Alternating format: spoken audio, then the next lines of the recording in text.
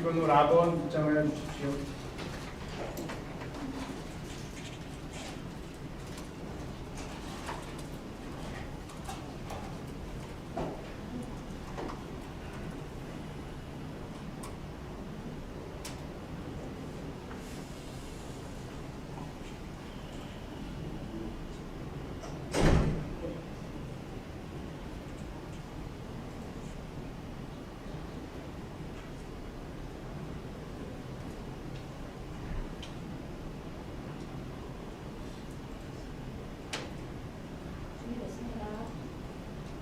발표번호 라번 체질건설사업관리기술인께서는 5분 동안 준비해 오신 수행 계획을 발표해 주십시오. 시작 종과 5분 종료 타종을 치도록 하겠습니다. 예비 타종은 없으니 남은 시간은 정면 모니터를 봐주시기 바라며 종료 타종 후 발표는 중지됩니다. 준비되셨나요? 네, 준비됐습니다. 시작하십시오. 라번 발표를 시작하겠습니다. 당 사업은 화성 동탄 A76-2블록에 1524세대, A78블록에 1170세대를 건설하는 민간 사업자 참여 사업으로서 대규모 안발파 대비 공정관리 최적화와 교육 환경 영향 최소 방안 수립으로 공동주택 주요 하자를 철저히 예방하겠습니다. 저는 지난 39년간 주로 공동주택의 시공, 감리, 건설관리 업무를 수행해왔으며 특히 당 사업과 유사한 공공도시개발공사 공공아파트의 책임 기술인으로서 품질, 원가 등의 설계 변경 업무와 공공시 주상국가 아파트의 초고층 공동주택 단장으로서 무죄의 현장을 달성한 경험을 가지고 있습니다. 건설사업관리단의 조직은 A70-2블록과 A78블록의 분야별 기술 배치를 최적화하고 책임 할당제를 시행하겠으며 당사의 주어 설계팀과 기술연구소의 기술 지원을 적극 운영하겠습니다. 전기 분야 감리단과의 업무 추진은 선 후행 작업 일정을 조율로 효율적 협업 방안을 수립하고 발주자와 민간 사업자 간의 갈등 유발 요인을 사전 제거하며 공사 및 급등 대비 사전 대응 방안을 수립하겠습니다. 공사 공정별 건설관리 계획입니다. 과업 단계별 건설관리는 기술 중심의 설계의 경제성을 검토를 수행하고 단계별 중점 시공관리에서 검토로 시공 입지 일정을 준수하며 민원 관련 민감자를 추적 보완하고 철저한 성능 검증 및 인수인계로 고품질 요구 성능을 구현하겠습니다. 품질 및 안전 공정관리 계획입니다. 안전분야 건설관리 업무는 당해 현장 안전사고 위험 요소를 분석하고 위험성을 평가하여 안차 사고를 사전 예방함으로써 현장 안전관리 강화 방안을 수립하겠습니다. 저는 설계, 시공 단계의 V 업무 수행 및 현장 ISO 수행으로 CM단 분할 운영함으로써 책임 운영제를 수행하겠으며 사전 준비, 토목기초공사, 골조마항공사 사후 관리 단계별 본사 지원 및 현장 시행단을 면밀히 운영하겠습니다. 또한 5대 하자 중심의 품질 관리 방안으로서 A70-2블록의 A72블록과 A78블록의 예상 하자를 도출하여 예방 대책을 수립하였으며 균열, 누수, 결로, 층간소음, 실내 공기질 등의 5대 하자를 철저히 차단하겠습니다. 단지별 공정관리 계획입니다. A70-2블록은 남축부지의 대규모 안발파와 골조공사 기준 수용의 층강 사이클이 촉박하여 공정 지연이 우려되므로 단지 레벨 상향을 제한하고 마감 공사를 조기 착수하는 등 대안을 제안하며 A78블록은 암물착 통행 증가와 지하 주행이 RC조로 되어 있어 공기 지연이 우려되므로 토사 반출 사이클 단축과 지하 주행의 PC 구조 제한 등으로 공기 지연을 방지하도록 하겠습니다. 저는 LH 인천검단 현장을 방문하여 지하주행 붕괴 사고를 분석하였으며 광주 화정 아이파크 골조 붕괴 사고를 분석한 바 단계별 철근 검치 실시, 시공 하중 방안 수립, 우천 타설 금지, 이민 설계 변경 금지 등 대형 안전사고 발생 방지 방안을 수립하겠습니다. 예상되는 문제점 및 개선 대책입니다. 극한 기후 고려 근로자 건강보호 가이드라인 수립 운영, 강성 노조 상생 원칙, 관련법 개정을 적용한 인력관리로 사회적 이슈를 고려한 사업관리를 추진하겠습니다. 또한 공동주택의 층간소음 방제책 및 보안시공 사전 수립, 층간소음 관리책 강화 등 바닥 층교금 차단 성능 충족과 방사성 물질 저감 가이드라인 준수로 입주자 민원을 방지하도록 하겠습니다. 아울러 소음, 분진저, 폐기물 적법 적기 처리 등 인접시설 공사 피해 최소화와 신속한 민원 대응체계 구축으로 인접 아파트 집값민을 차단하겠습니다. 본 사업을 저에게 맡겨주십시오. 저희 열과 성을 다해 본 사업을 무죄 무결점 아파트로 완성했습니다. 감사합니다. 지금부터는 질의응답 시간을 갖도록 하겠습니다. 발표자께서는 질문지를 3분 동안 읽어보시고 질문 5개에 대하여 순서대로 질문당 각 2분씩 답변하시면 됩니다. 지금부터 질문지를 읽으시기 바랍니다.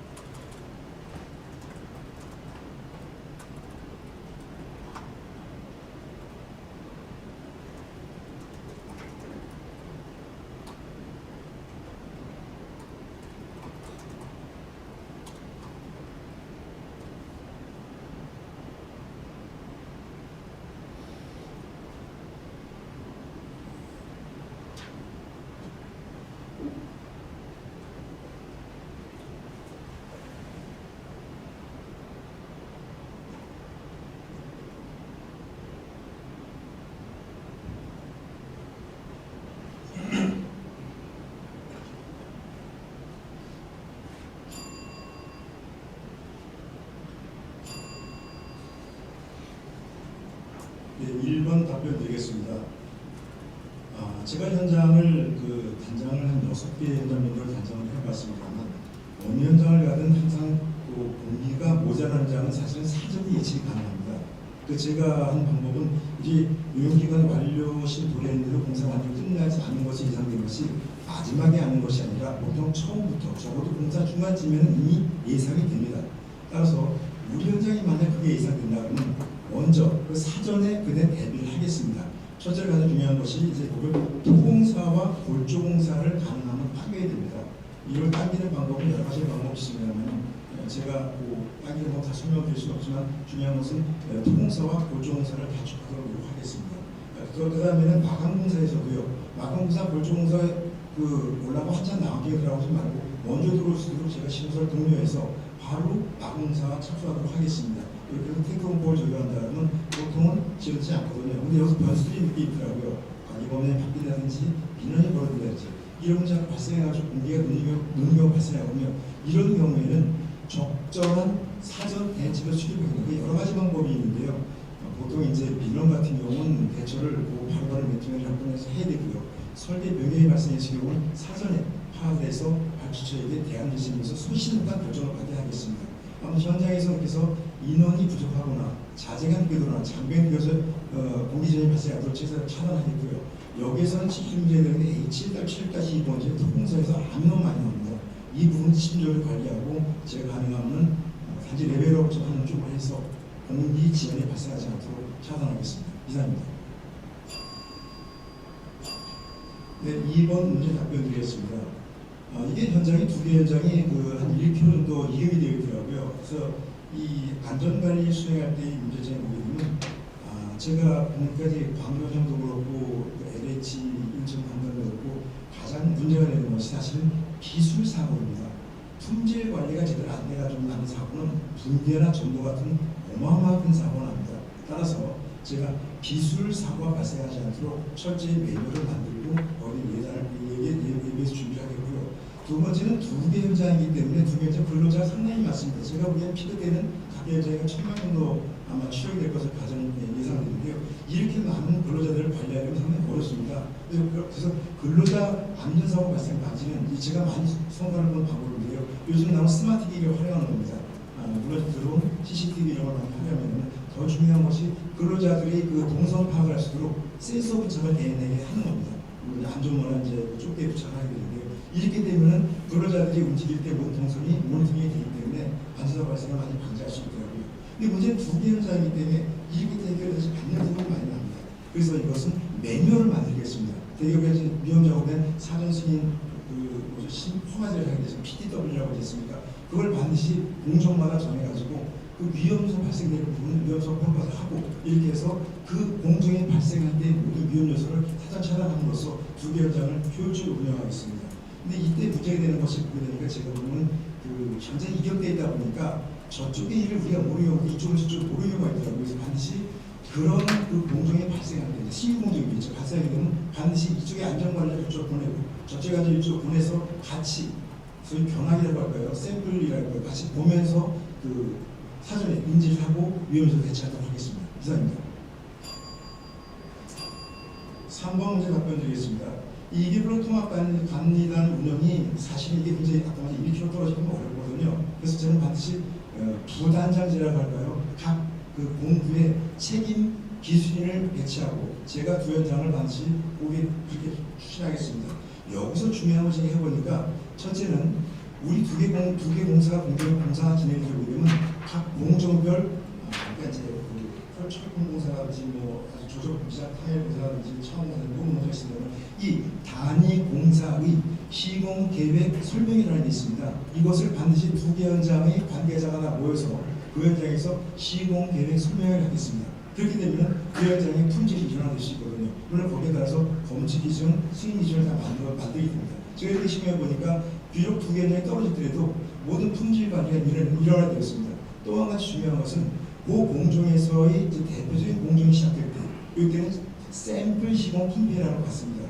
무슨 얘기냐면 이제 모든 공사가 처음 시작할 때로 샘플 시공 품평을 같이 하게 되면요. 그 샘플 시공 품평을 저쪽 현장도 보게 되고 우리가 또 저쪽 현장에서 우리 현장 볼 때 저쪽에서 적용을 하게 되고 이렇게 하니까 문제점을 사전에 발견할 수 있게 되고 예상된 하자를 찾아낼 수 있었습니다. 이런 식으로 샘플 시공 품평을 통해서 두 현장을 관리하게 되면 이 두 개 현장이 아마 품질 관리 문제일 거라고 생각합니다.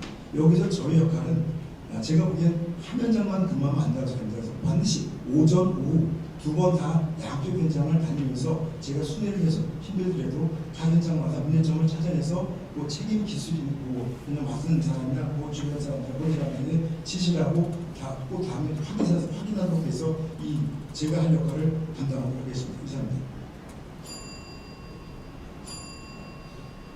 건설 현장 인력이 지금 상당히 고려되어 있습니다. 거의 60대들이 상당히 많은 내국인이거든요. 그러니까 외국인 근로자들도 굉장히 많습니다. 사실 철근 공사들은 외국인 근로자가 거의 한 80%는 넘더라고요. 주로 이제 이런 외국인 근로자들이 영원하다고 그러죠.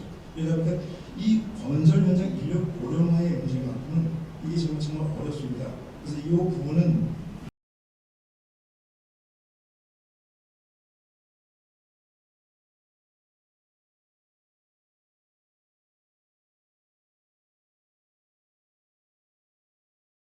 최소한 이렇게 해야 되더라고요.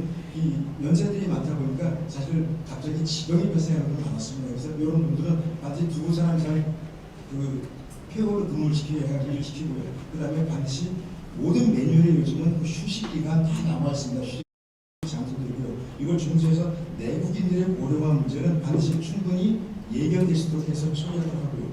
이 외국인 근로자들의 문제가 좀 어렵습니다.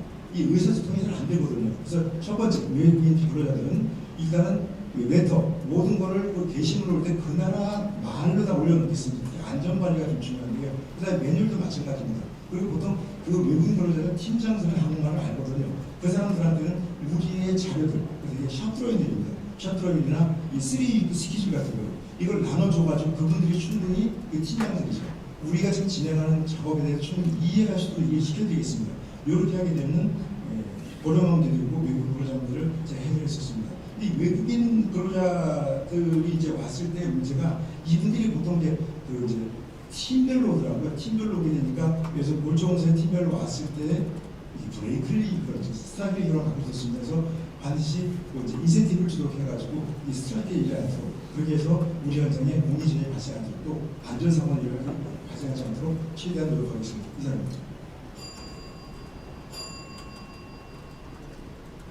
제가 아까 말씀드린 현장을 제가 이제 큰 현장만 18번 현장을 다녀봤고요. 단장을 6번 해봤습니다만 가장 중요한 것이 보기엔 그 책임 기술이 즉 단장이 청렴성이 1번입니다. 제가 먼저